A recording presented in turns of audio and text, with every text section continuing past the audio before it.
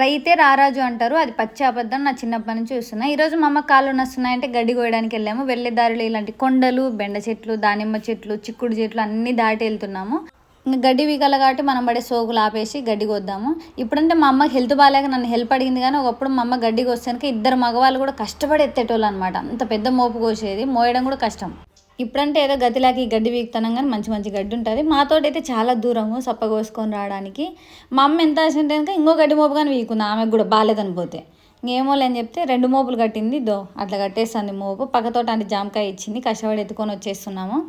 ఏదో గుర్తుగా ఉంటుంది కానీ వీడియోలు తీసుకుంటే మా అమ్మ చూడు ఆ పక్కతోట ఆమెకి కంప్లైంట్ ఇస్తుంది. మా బాబు చూడు వీడియోలు తీస్తుంది, మోసి ఒక గడ్డి మోపుకు అని చెప్తుంది. ఏం చేస్తాం ఫ్రెండ్స్, ఆడి వరకు వాళ్ళ ఫ్రెండ్స్ మనకి ఇప్పుడు ఇంట్లో కనిపించే కదా, అంత దూరం వెళ్ళాలి ఇంకా. సో ఫైనల్లీ మనం ఇంటి దగ్గరికి రీచ్ అయిపోయినా కనిపించేదే మా ఇంట్లో.